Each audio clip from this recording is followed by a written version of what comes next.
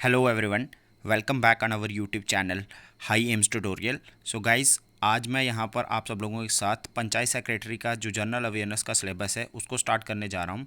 और आज यहाँ पर मैं आप लोगों का पॉलिटिकल सेक्शन जो है वो आप लोगों की स्टार्ट कर रहा हूँ। यहाँ पर पॉलिटिकल सेक्शन जो है पंचायत सेक्रेटरी के सिलेबस में मेंशन की गई है, स्पेशली जिसमें हमारे पास basic feature of Indian constitution है, देन प्रीएम्बल है, उसके बाद फंडामेंटल राइट्स हैं, फंडामेंटल ड्यूटीज़ हैं and directive principles of state policies, ये जो हैं आपके सिलेबस में मेंशन किए गए हैं। ये सारे के सारे टॉपिक्स मैं आप लोगों को इसी चैनल पर करवा दूंगा और आप सब लोग क्या कर सकते हो, बिल्कुल फ्री ऑफ कॉस्ट इन सब वीडियोस को अवेल कर सकते हो इसी चैनल से।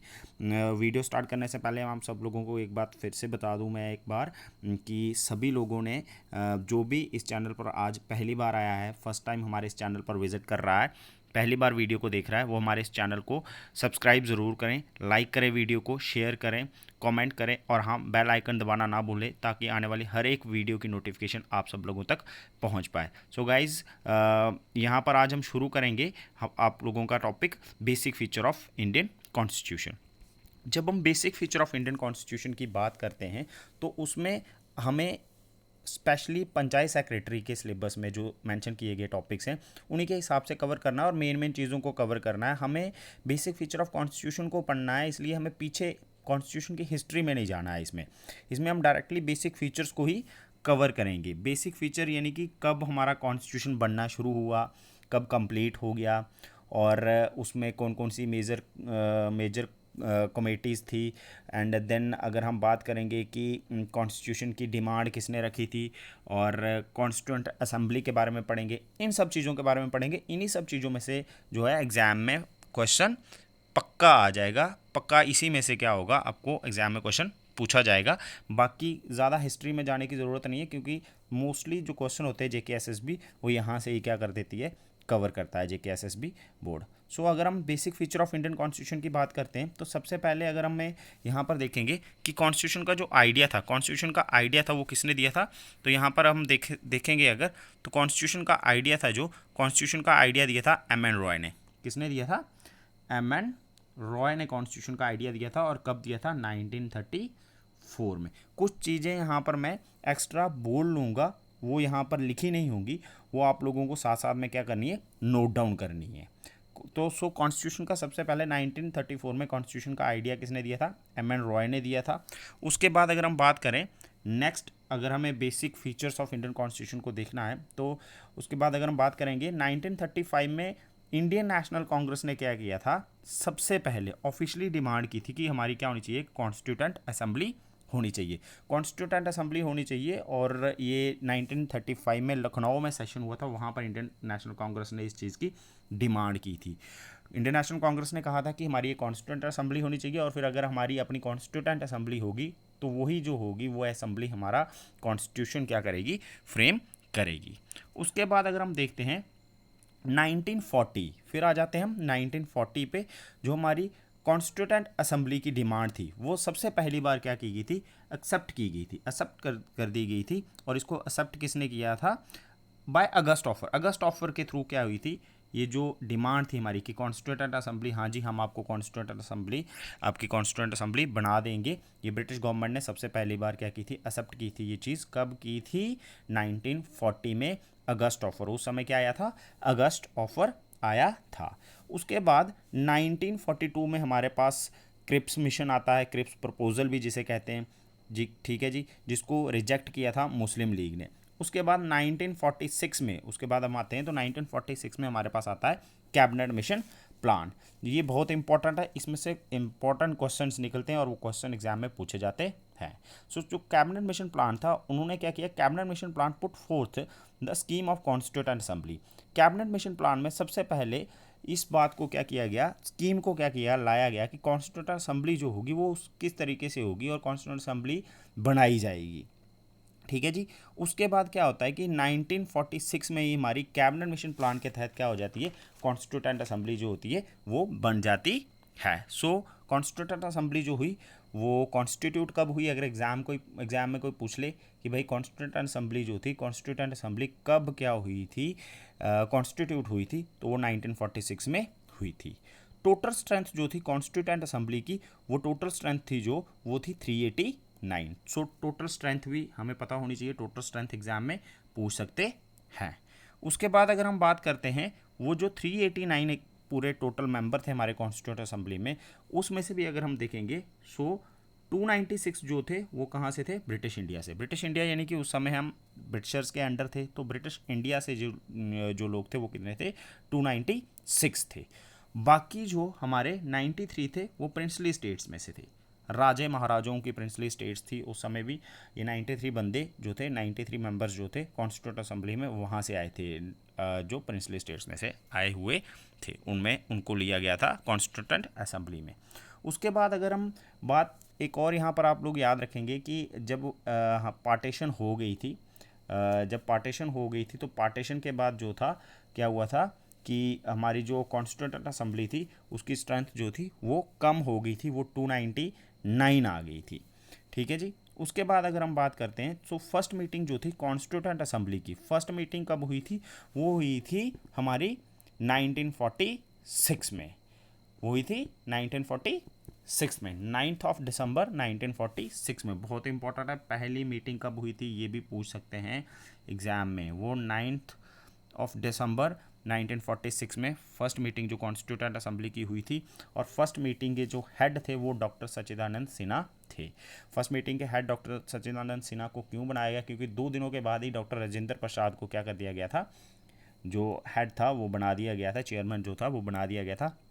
अब पहली मीटिंग में डॉक्टर सच्चिदानंद सिन्हा को क्यों बनाया गया, क्योंकि उस समय जो सीनियर मेंबर थे वो कौन थे, डॉक्टर सच्चिदानंद सिन्हा थे, इसलिए उनको सीनियरिटी की प्रायोरिटी पर क्या कर दिया गया, सबसे पहले जो थे वो क्या कर दिए गए थे, पहले जो प्रेसिडेंट जो थे कॉन्स्टिट्यूंट असेंबली के उनको बना दिया गया था। जो फर्स्ट मीटिंग हुई थी कॉन्स्टिट्यूंट असेंबली की उसमें 211 मेंबर्स ने क्या किया था, पार्टिसिपेट किया था। ठीक है जी। अगर हम बात करते हैं टोटल सेशन कितने रहे थे कॉन्स्टिट्यूशन को फ्रेम करने में, हमारा कॉन्स्टिट्यूशन जो था वो बेसिकली 1946 में जब कॉन्स्टिट्यूंट असेंबली बनी तो उन्होंने कॉन्स्टिट्यूशन को बनाने का जो काम था वो स्टार्ट कर दिया, और 11 सेशन, ओवरऑल टोटल 11 सेशन क्या हुए थे, लगे थे कॉन्स्टिट्यूशन को बनाने में। और ओवरऑल अगर आपको टाइम पूछा जाए तो उसमें 2 ईयर्स 11 मंथ्स और 18 डेज जो थे लगे थे कॉन्स्टिट्यूशन को टोटल कंप्लीट होने में। डॉक्टर सच्चिदानंद सिन्हा को टेम्परेरी प्रेसिडेंट जो था वो इलेक्ट किया गया था। लेटर अगर हम बात करते हैं, यहाँ पर लिखा हुआ लेटर कुछ समय के बाद, कुछ क्या 9 दिसंबर 1946 में फर्स्ट मीटिंग हुई थी कॉन्स्टिट्यूंट असेंबली की। सो सेकंड मीटिंग हो गई थी 11 दिसंबर 1946 में ही सेकंड मीटिंग हो गई थी कॉन्स्टिट्यूंट असेंबली की, और सेकंड मीटिंग में डॉक्टर राजेंद्र प्रसाद को क्या कर दिया गया था, हमारे प्रेसिडेंट बना दिया गया था कॉन्स्टिट्यूंट असेंबली का। ओके जी। उसके बाद अगर हम बात करते हैं, 2 वाइस प्रेसिडेंट थे उस समय। 2 वाइस प्रेसिडेंट कौन कौन से थे उनका नाम भी हमें पता होना चाहिए। 2 वाइस प्रेसिडेंट जो थे वो हमारे थे HC Mukherjee and VT Krishna Ramacharya. ये 2 वाइस प्रेसिडेंट थे, इनका नाम भी पूछ सकते हैं, ये भी हमें पता होना चाहिए। उसके बाद हमें पता होना चाहिए कि लीगल एडवाइज़र कौन थे उस समय। लीगल एडवाइज़र थे BN राव। सो BN राव कौन थे, लीगल एडवाइज़र थे। देन 13 दिसंबर 1946 में जवाहरलाल नेहरू जी ने क्या किया, एक ऑब्जेक्टिव रेजोल्यूशन को क्या किया, लाया, और बाद में क्या हो, विच वॉज अडॉप्टेड ऑन 22 जनवरी 1947 को, और फिर उस ऑब्जेक्टिव रेजोल्यूशन को क्या कर दिया गया, क्या कर दिया गया, अडॉप्ट कर दिया गया 22 जनवरी 1947 को। और वही ऑब्जेक्टिव रेजोल्यूशन जो था वो बाद में हमारा प्रीएम्बल बना। और ऑब्जेक्टिव रेजोल्यूशन के भाई एक्चुअल में हमारे ऑब्जेक्टिव क्या रहेंगे, कॉन्स्टिट्यूशन को हम बना रहे हैं तो उसमें हमारी कॉन्स्टिट्यूशन के अंदर क्या क्या चीज़ें रहने वाली हैं और किस प्रकार का हमारा कॉन्स्टिट्यूशन रहेगा। प्रीएम्बल का टॉपिक जैसे मैं करवाऊंगा तो उसमें मैं ऑब्जेक्टिव रेजोल्यूशन के बारे में बढ़िया से बताऊंगा। सिंपली मैं शॉर्ट में बता दूं तो प्रीएम्बल क्या है, प्रीफेस, कॉन्स्टिट्यूशन का प्रीफेस है। सो जब मैं उसका पूरा का पूरा टॉपिक करवाऊंगा तो उसमें मैं बढ़िया से ऑब्जेक्टिव रेजोल्यूशन के बारे में भी बता दूंगा। ओवरऑल अगर हम बात करेंगे, कुछ चीज़ें और हैं आप लोग नोट कर सकते हैं ऐसे ही सिंपली। कॉन्स्टिट्यूशन जो था हमारा, कॉन्स्टिट्यूशन बनाने से पहले जो ड्राफ्टिंग कमेटी बनी थी, डॉक्टर BR अम्बेडकर हमारे कॉन्स्टिट्यूशन के फादर जो हैं, जिनको फादर ऑफ इंडियन कॉन्स्टिट्यूशन कहा जाता है, वो ड्राफ्टिंग कमेटी के हेड थे। ड्राफ्टिंग कमेटी बनी थी। ड्राफ्टिंग कमेटी का मेन काम क्या था? ड्राफ्टिंग कमेटी का मेन काम था कॉन्स्टिट्यूशन को क्या करना, बनाना। ओवरऑल जब क्या हुआ था कि कॉन्स्टिट्यूटेंट असेंबली बन गई तो फिर अलग अलग प्रकार की जो थी डिफरेंट टाइप्स की कमेटीज़ बनी थी, जिनमें हमारे पास 8 मेजर कमेटीज़ थी और 13 हमारे पास माइनर कमेटीज़ थी, और अलग अलग कमेटीज़ को अलग अलग टास्क दिए गए थे।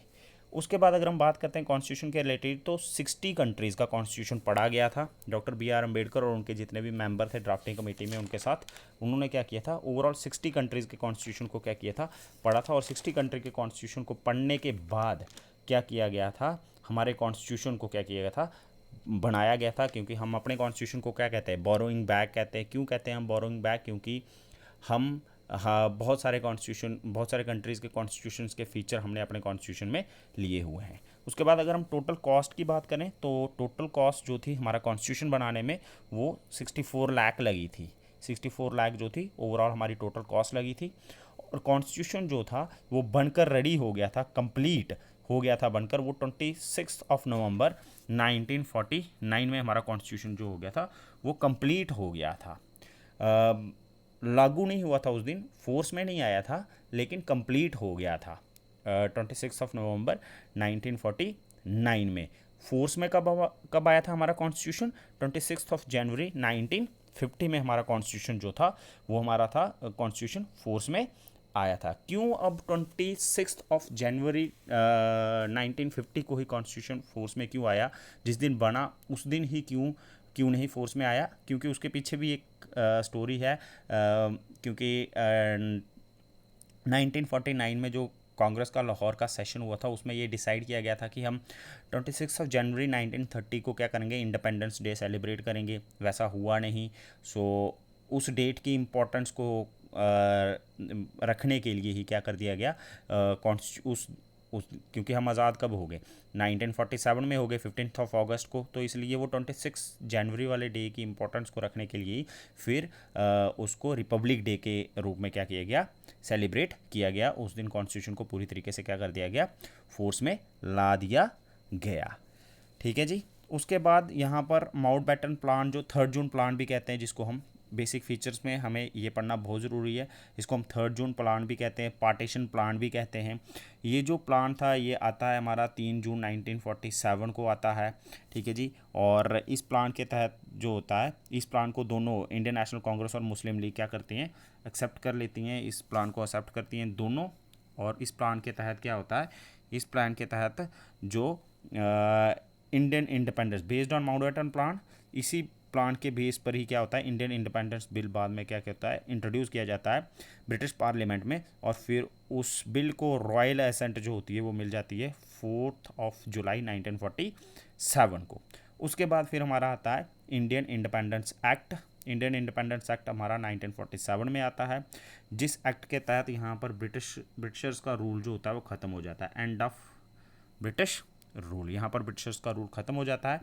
और इंडिया जो एक कंट्री 2 पार्ट्स में डिवाइड कर दी जाती है। भारत जो होता है इंडिया और पाकिस्तान में डिवाइड हो जाता है।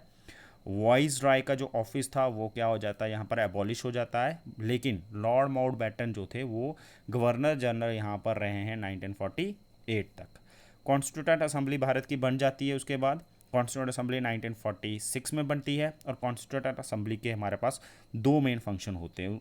कॉन्स्टिट्यूंट असेंबली को 2 मेन फंक्शन परफॉर्म करने के लिए कहा जाता है। सबसे पहला फंक्शन जो था कॉन्स्टिट्यूंट असेंबली का, वो था, कॉन्स्टिट्यूंट असेंबली का मेन फंक्शन था कि क्या करना, कॉन्स्टिट्यूशन को क्या करना, बनाना इंडिया के लिए।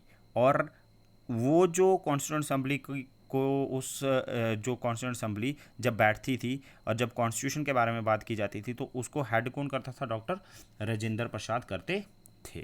और कॉन्स्टिट्यूंट असेंबली जो थी हमारी वो कब तक रही हमारी, टिल 26 नवंबर 1949 तक। क्योंकि 1949 में हमारा कॉन्स्टिट्यूशन क्या हो गया, बनकर रेडी हो गया। सो उसके साथ ही हमारी कॉन्स्टिट्यूंट असेंबली भी यहाँ पर डिसॉल्व होगी। ठीक है जी। और दूसरा मेन फंक्शन जो था कॉन्स्टिट्यूंट असेंबली का था, पार्लियामेंट का काम भी करना, to enact ordinary law in India. Bharat में कुछ लॉज को, ऑर्डनरी लॉज को भी इनेक्ट करना था उस समय, क्योंकि जब तक कानून नहीं बनता पूरे तरीके से तो उस टाइम तक देश को चलाना भी था। तो ऑर्डनरी लॉज को इनेक्ट करना भी काम किसका था, कॉन्स्टिट्यूटेंट असेंबली का ही था। और जब ऑर्डनरी लॉज के रिलेटेड बात करने के लिए कॉन्स्टिट्यूंट असेंबली बैठती थी, तो उस समय हेड कौन रहते थे? जीवी मावलंकर जो थे वो हेड रहते थे। ठीक है जी। कॉन्स्टिट्यूंट असेंबली जो थी वो एक फुली सॉवरन बॉडी थी।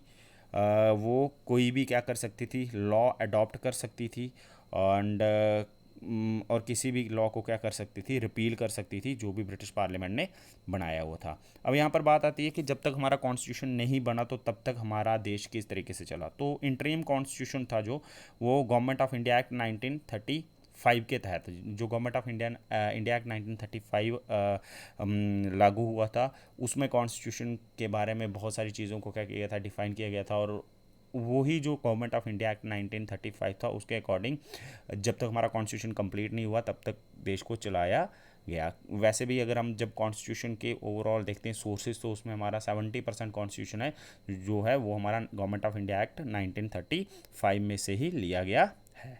तो ये हमारे कुछ कॉन्स्टिट्यूशन के बेसिक फीचर्स थे, बेसिक फीचर्स, बेसिक फैक्ट्स। इसमें से क्वेश्चन आने के फुल चांसेस है। अगर बेसिक फीचर्स की जब हम बात करते हैं तो बेसिक फीचर में से इन्हीं सब चीज़ों में से, इन्हीं सब फैक्ट्स में से क्वेश्चन जो हैं एग्जाम में पूछे जाते हैं। मेनली इन्हीं सब चीज़ों में से क्वेश्चन पूछे जाते हैं। और कॉन्स्टिट्यूंट असेंबली में से क्वेश्चन पूछे जा सकते हैं हमें।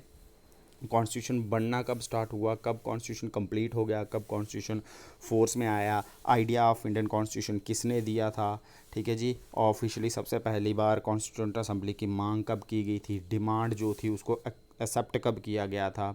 ठीक है जी। अब कॉन्स्टिट्यूशन जब बना तो उस दिन 26 नवंबर 1949 को ही लागू क्यों नहीं हुआ, वो उसके पीछे क्या था। ये सारी चीज़ें हैं जो बेसिक फीचर्स में हमें पूछ दी जाती है। ये पूछ सकते हैं कि जब कॉन्स्टिट्यूंट असेंबली बनी तो उस समय कितने मेंबर थे? 389 थे, तो उसमें से 293 जो वो थे वो हमारे पास, 292 जो 296 जो 296 जो थे वो हमारे पास जो थे वो ब्रिटिश इंडिया से थे, और 93 जो हमारे पास थे वो प्रिंसली स्टेट्स में से थे। सो ये सारी चीज़ें, ये फैक्ट्स जो हैं ये हमें पूछ सकते हैं। बेसिक फैक्ट्स जो हैं हमारे इंडियन कॉन्स्टिट्यूशन में से, मेकिंग ऑफ इंडियन कॉन्स्टिट्यूशन में, या फिर हम basic features of Indian constitution कह सकते हैं। इसमें से इन्हीं फैक्ट्स में से जो है आमतौर पर क्वेश्चन जो होते हैं एग्ज़ाम में पूछे जाते हैं। सो आज की वीडियो में बस इतना ही। नेक्स्ट लेक्चर में मैं कोशिश करूँगा इससे आगे कुछ और बेसिक फीचर्स पर तो आप लोगों को कुछ चीज़ों को क्लियर करवाऊँगा, और साथ में मैं प्रियम्बल को क्या करूँगा, कवर करवाऊँगा, प्रियम्बल वाला टॉपिक। सो गाइज़ आज की वीडियो में बस इतना ही मैं कवर करूँगा। वीडियो एंड करने से पहले मैं आप सब लोगों को एक बार फिर से बता दूं, यहाँ पर इस चैनल पर आप सब लोगों को पंचायत सेक्रेटरी की क्लासेस हर एक कंपोनेंट के रिलेटेड मिलेंगी। इसलिए हमारे इस चैनल को सब्सक्राइब ज़रूर करें, वीडियो को शेयर करें, लाइक करें, कमेंट करें और बेल आइकन दबाना ना भूलें, ताकि आने वाली हर एक वीडियो की नोटिफिकेशन आप सब लोगों तक पहुँच पाए। सो आज की वीडियो में इतना ही गाइस। Thank you.